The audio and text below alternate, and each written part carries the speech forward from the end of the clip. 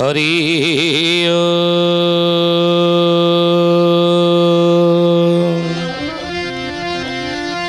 ओम भूर्भुवः स्वः तत्सवितुर्वरेण्यं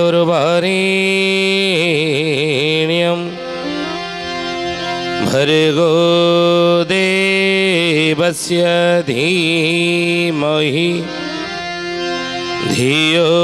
यो नः प्रचोदयात्।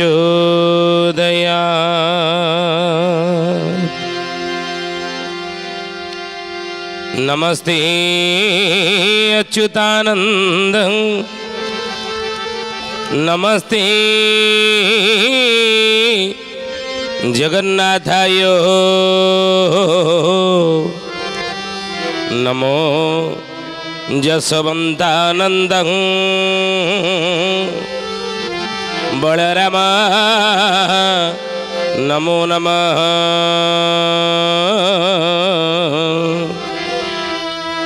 बलराम नमो नमः। बोलिए महापुरुष अच्युतानंद जी की शुद्धि जानी ज्ञानी गुणी मंडली आज अध्याय आलोचना को आपण मानक स्वागत जनाऊँ। आज मालिका वचनर आलोचना रे मैं आलोचना करिया को जाऊँगी। हे ज्ञानी गुणी मंडली ई किछि दिन तले आपण माने जानी थिबी अयोध्या रे राम मंदिर आज पूर्णांग ही प्रभु राम लालांकर विग्रह प्रतिष्ठा सरी। अनेक प्रश्न कले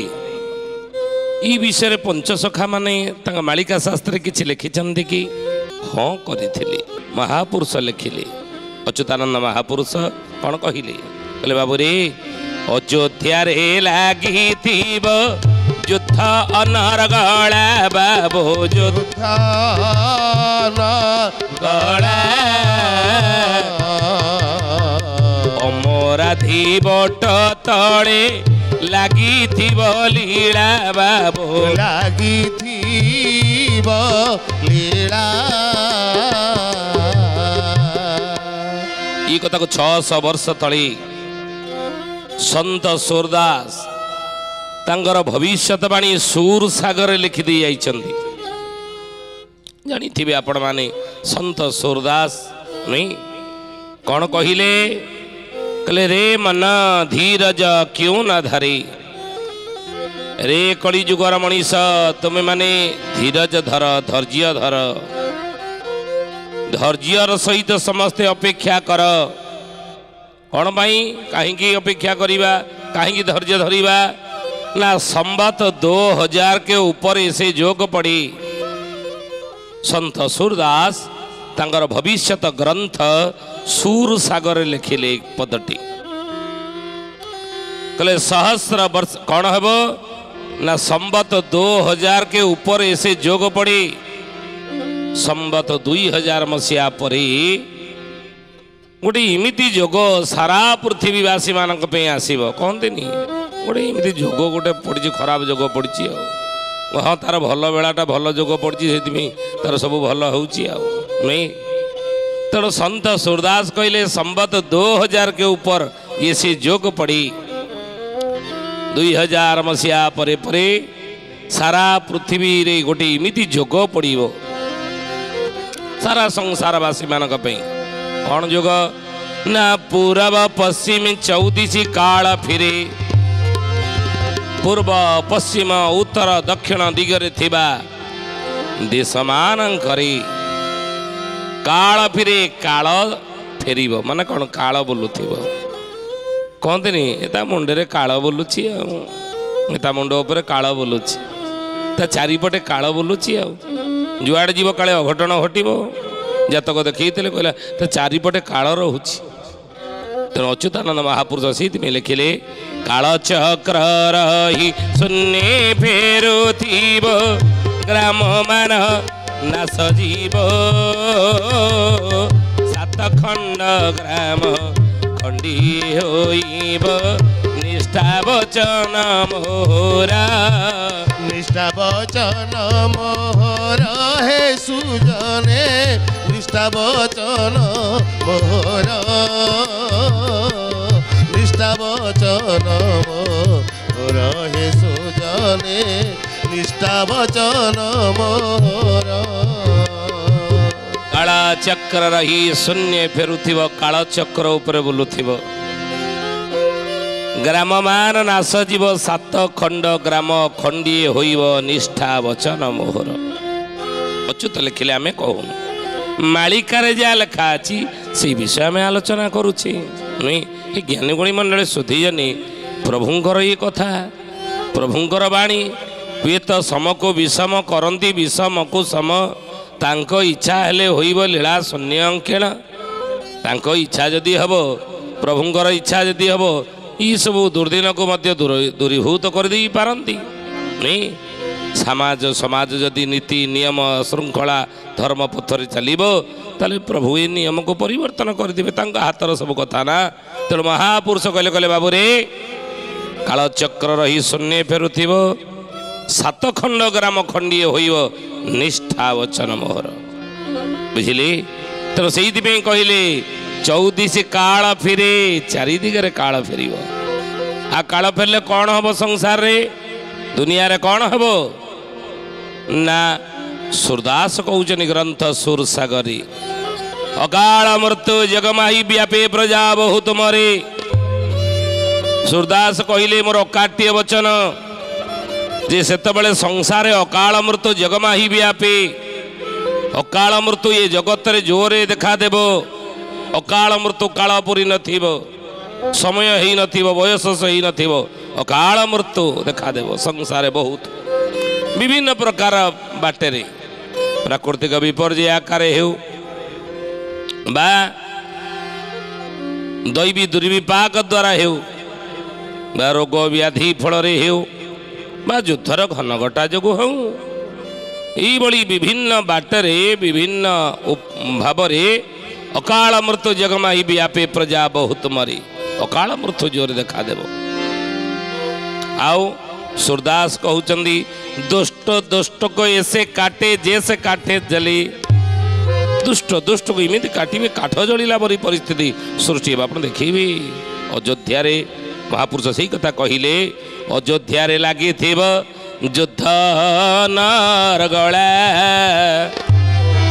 अमराधी वट तले लगी थी लीला राम मंदिर निर्माण जहा हो सूरदास कही भविष्यवाणी आगामी समय रे राम राज्यर प्रतिष्ठा हेब भारत विश्व दरबार जगत गुरु आख्या पाइब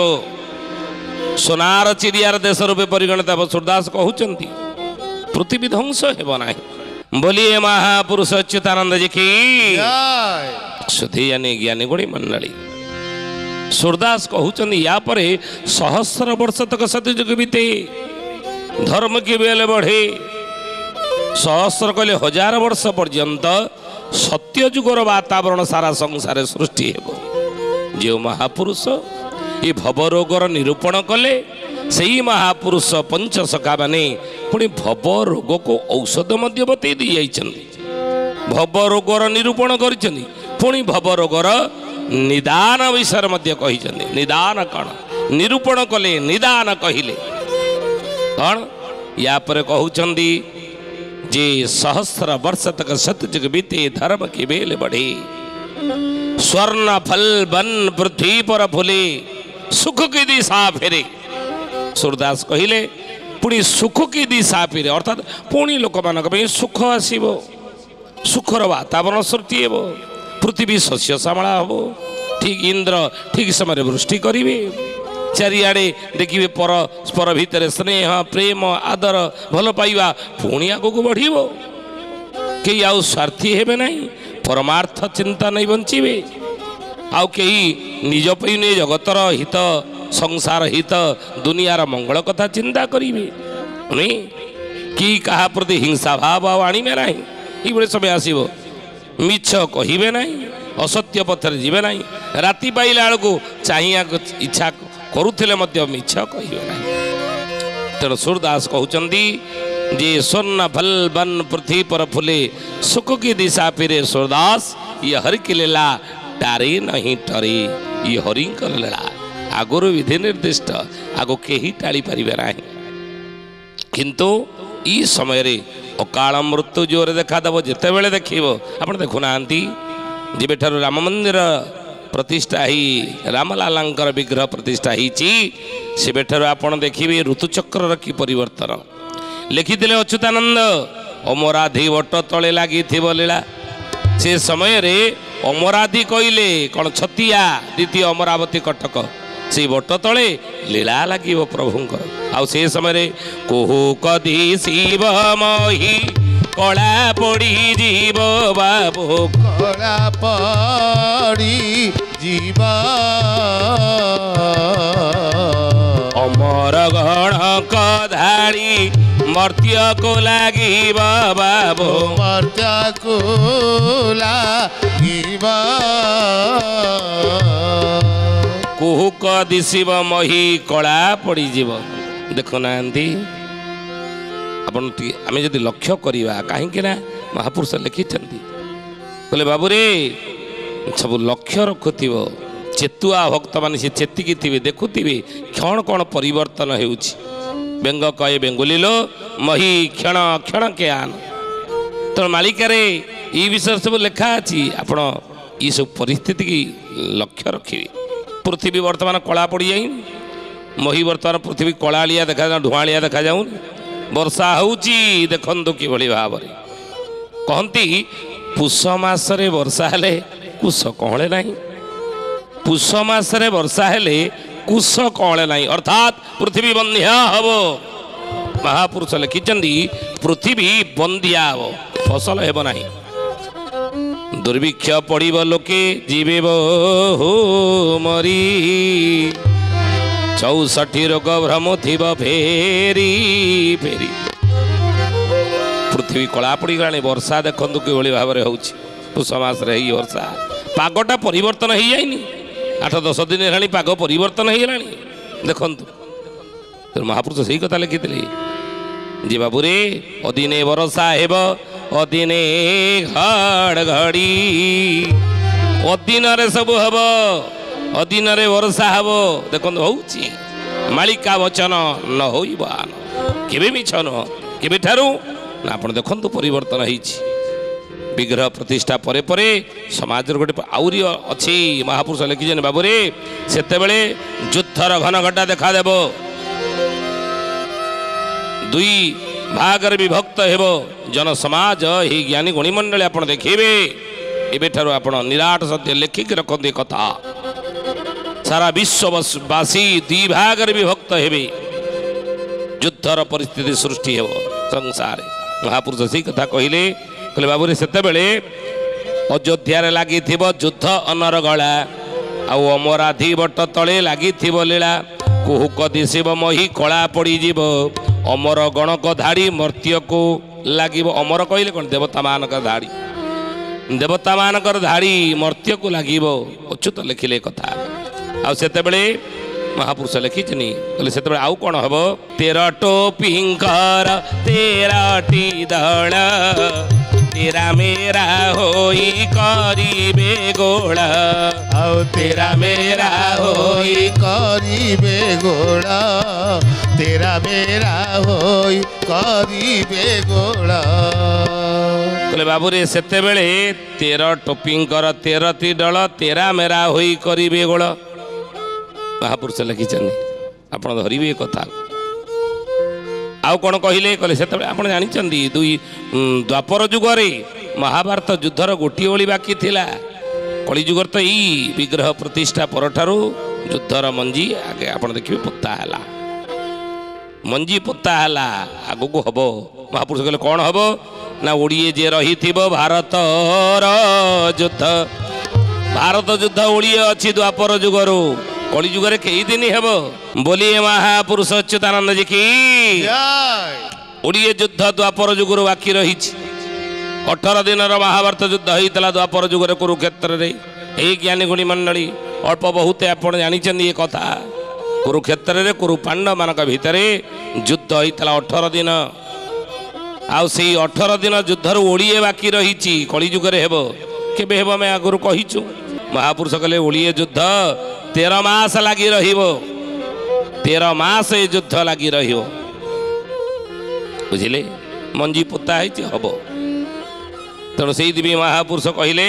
13 टोपिंकर 13टी दल तेरा मेरा होई करिबे गोल आओ तेरा मेरा होई करिबे गोल तेरा मेरा होई करिबे गोल तेरा मेरा ही गोल करिबे हबो राजनीति स्तर विराट हबो गंडगोल हबो जाकि ये सूत्रपात क्योंटा ना मंजी बुढ़ा है सूत्रपात है तेणु महापुरुष से कहले 13 जनकर कली लगी तरकीबे भक्तगण विरजा क्षेत्र रे लीला लगी न जानिबे दुष्टगण जय जगन्नाथ पतित पावन ओडिशा बड़ ठाकुर कल्प बटवासी प्रभु ब्रह्मराशि कଳି कलुष नाशन ए ज्ञानीगुणी मंडली महापुरुष लिखिले 13 जनकर कली लगी तरकीबे भक्तगण 13 जनकर कली लगी भक्तगण तरकीबे ए समय रे बुझे आसी कहले विरजा मंडल लीला लगी विरजा मंडल लीला लगे कौटी ओडिशा जाजपुर से महापुरुष आउरी लिखिले भविष्यवाणी ए समय कहले थाना सिपाही अन्याय करिबे थाने थाने देवी खपरे जीवे आओ थाने थाने देवी खपरे जीवे स्थाने स्थाने देवी खपरे जीवे थाना सिपाही अन्याय करिवे थाने थाने देवी खपरे जीवे आउ कौन कहले ना दिन दीपहरे मातिबे खंट देखाइण छोरी बंधुक बेंट आओ देखाइण छोरी बंधुक बेंट देखाइण छोरी बंधुक बेंट दिन दीप्रहरे मातिबे खंट देखाइण छोरी बंधुक बेंट हम आउरी आगु जोर जोर हम पुणी कहले धरारे जेते राजा मंत्री थिबे धरा मरा निज भितरे हेबे आओ धरा मरा निज भितरे हेबे धरा मरा निज भितरे हेबे कहले धरारे जेते राजा मंत्री थिबे ए समय रे जेतबळे अयोध्या रे रामलालांकर विग्रह प्रतिष्ठा हेबो अयोध्या रे लागिथिबो युद्ध अनरगला आगु हबो बुझिले मन रखितांदी कथा आ सेते बेले महापुरुष कहले धरारे जेते राजा मंत्री थिबे धरा मरा निज भितरे हेबे निज निज भितरे हेबे आउ कहले ध्रुव मंडल जे निर्मुंडा हेब धनिया पहाड़े भगतंक ठाब आओ धनिया पहाड़े भगतंक ठाब धनिया पहाड़े भगतंक ठाब ध्रुव मंडल आम कहूने ध्रुव मंडल रही सप्त ऋषि मुनि में अच्छा तेणु से ध्रुव मंडल दृश्यमान हेब नहीं ध्रुव मंडल जे निर्मुंडा हेब धनिया पहाड़े भक्तंक ठाब धनिया पहाड़ छतिया बटर पछपटे रही पश्चिम पट को तार नाम है धनिया पहाड़ तेणु से भक्त मानकर ठाब हम भक्त मैंने से पहुँचे भगवान सहित लीला खेला करने कहले निज रूप धरी बेचकर धर निश्चय लटा एव चविसर निश्चय लटा एव चविसर निश्चय लटा एव चविसर ज्ञानी गुणी मंडली स्वथी जाने महापुरुष अकाट्य वाणी मिछ नुह पुनश्च ई समय को लक्ष्य करी अच्युतानंद महापुरुष मालिकार नामला शिवकल्प नवखंड निर्घंटे लिखिं पदे ଏଇ ଅଯୋଧ୍ୟାରେ ରାମଲାଲାଙ୍କର ବିଗ୍ରହ ପ୍ରତିଷ୍ଠା ଯେବେ ହେବ ସେ ସମୟରେ ସଂସାରରେ କ'ଣ କ'ଣ ଘଟଣା ବଳି ଗୁଡ଼ିକ ଘଟିବ ଅଚ୍ୟୁତାନନ୍ଦ ଶିବକଳ୍ପରେ କହିଲେ କ'ଣ କହିଲେ କହିଲେ ମେଷକ ବୃଷ ସଙ୍ଗତେ ମିଶାଇବୁ ମିଥୁନରେ ପ୍ରକାଶିନ ସପ୍ତର୍ଷି ମଣ୍ଡଳ ଡାହାଣରେ ଲେଖି ନକହ ମୋହର ଗୁଣ ଭଜ ରାଧେ କୃଷ୍ଣ ଜପ ରାଧେ କୃଷ୍ଣ ଭଜ ରାଧେ କୃଷ୍ଣ ହରି ହରି ନାମ ଗୋଟି ତୁଣ୍ଡେ ନେଉଥିଲେ ସଂସାରୁ ହୋଇବ ପାରି। ଅଚ୍ୟୁତାନନ୍ଦ ମାଳିକାର ନାମ ହେଲା ଶିବକଳ୍ପ ନବଖଣ୍ଡ ନିର୍ଖଣ୍ଡରେ କହିଲେ ଆପଣ ଦେଖିବେ କ'ଣ କହିଲେ କହିଲେ ମେଷକ ବୃଷ ସଙ୍ଗତେ ମିଶାଇବ ମିଥୁନରେ ପ୍ରକାଶିନ ସପ୍ତର୍ଷି ମଣ୍ଡଳ ଡାହାଣରେ ଲେଖି ନକହ ମୋହର ଗୁଣ। ଆଉ ହିସାବ କରିବା ଅଙ୍କ ଠାରକାର ମହାପୁରୁଷଙ୍କର ବୁଝିବା ଏତେ ସହଜ କଥା ନୁହେଁ କିନ୍ତୁ ମହାପୁରୁଷଙ୍କ କଳିଯୁଗରେ ସେମାନେ ବୁଝିବେ କେଉଁମାନେ ବୁଝିବେ କୋଟିକେ ଗୋଟିଏ ଜାଣନ୍ତି ରସ 300 ଗଣା ସେହି ମହିମା ପ୍ରକାଶ ନିଶ୍ଚୟ ସେଇ ଦାସ ଆନେ ମୁଁ କହନ୍ତି ନାହିଁ ଆଉ ଅଚ୍ୟୁତ ଠାର ଯେ କହିବନି ସେ ଭକତ ସେହି 256 ଜଣଙ୍କୁ ଏଇ ଗ୍ରନ୍ଥ ମିଳାଇ ତେଣୁ ମେଷ ହେଲା କେତେ 1 ବୃଷ ସଙ୍ଗତେ ମିଳିବ ରାଶିଚକ୍ରର ବୃଷ ହେଲା 2 ନମ୍ବର ଅଛନ୍ତି ତେଣୁ ମେଷକୁ ବୃଷ ସଙ୍ଗତେ ମିଳାଇବୁ 1ରେ 2 ମିଶାଇଲେ ହେଲା 3 ମେଷକୁ ବୃଷ ସଙ୍ଗତେ ମିଶାଇବୁ ମିଥୁନରେ ପ୍ରକାଶିଣ ମିଥୁନ ହେଲା କେତେ 3 ରାଶିଚକ୍ର ତୃତୀୟ ତେଣୁ 3 ମିଶାଣ 3 କେତେ ହେଲା 6 ସପ୍ତର୍ଷି ମଣ୍ଡଳ ଡାହାଣରେ ଲେଖି ସପ୍ତର୍ଷି ଡାହାଣରେ ସପ୍ତର୍ଷି ମଣ୍ଡଳ କଲେ 7 ଲେଖିବା କେତେ ହେଲା 67 ଅଙ୍କ ଗଜପତି ରାଜାଙ୍କର 67 ଅଙ୍କ ଯେତେବେଳେ ହେବ ମୀନ ଶନି ଗୁରୁବାରରେ ପଡ଼ିବ ଏହି ଅଙ୍କେ ଧ୍ରୁବ ଧ୍ରୁବ ମିଥୁନ ମାସରେ 13 ଦିନ ପକ୍ଷେ କାଳ ଧରଣୀ ଗ୍ରାସିବ ଭଜ ରାଧେ କୃଷ୍ଣ ଜପ ରାଧେ କୃଷ୍ଣ ଭଜ ରାଧେ କୃଷ୍ଣ ହରି ହରି ନାମ ଗୋଟି ତୁଣ୍ଡେ ନେଉଥିଲେ ସଂସାରୁ ହୋଇବ ପାରି। ତେଣୁ ହେ ଜ୍ଞାନୀ ଗୁଣୀ ମଣ୍ଡଳୀ ଏଇଭଳି ଘଟଣା ଗୁଡ଼ିକ ଘଟି ଅର୍ଥ ଯୁଦ୍ଧର ଘନଘଟା ଦେଖାଦେବ ବିଶ୍ୱ 2 ଭାଗ ହେବ 2 ଭାଗ ହେଇଯିବ ଯୁଦ୍ଧ ଲାଗିବ ବାଡ଼ିଆ ପିଟା ଲାଗିବେ ଜୋରେ ଆଗକୁ ଦେଖନ୍ତୁ ତେଣୁ କିନ୍ତୁ ୟା ପରେ ଭଲ ସମୟ ଅଛି ୟା ପରେ ଭଲ ସମୟ ଅଛି ସତ୍ୟ ଯୁଗର ବାତାବରଣ ସଂସାର ସୃଷ୍ଟି ହେବ ରାମରାଜ୍ୟର ପ୍ରତିଷ୍ଠା ହେବ ମହାପୁରୁଷ ଯେ ସତ୍ୟ ସନାତନ ଧର୍ମର ଧ୍ୱଜା ଉଡ଼ିବ କେବଳ ଏଇ ସନାତନ ଧର୍ମକୁ ସ୍ଥାପିବେ ସେଇ ନାରାୟଣ ମହାପୁରୁଷ ଲେଖିଛନ୍ତି ସଦେୟାନି ଆଜି ତ ସମୟ ହେଇଛି ତ ଆସନ୍ତୁ ବାଣୀକି ବିରାମ ଦେବା କିନ୍ତୁ ତା ପୂର୍ବରୁ ଜଣେ ଭକ୍ତର ନାଁ କହିବା କିଏ ସେ ଭକ୍ତ କ'ଣ ତାର ନାଁ କୋଉଠି ତାର ଜନ୍ମ ହେଇଥିବ କହିଲେ ଖଣ୍ଡପଡ଼ା ବିଶ୍ୱକର୍ମାର ଘର ଭକତ ହେବ ନାମ ଚକ୍ରଧର ଭକତ ହେବ ନାମ ଚକ୍ରଧର ଭକତ ନାମ ହେବ ଚକ୍ରଧର। ଖଣ୍ଡପଡ଼ାର ବିଶ୍ୱକର୍ମା ଘରେ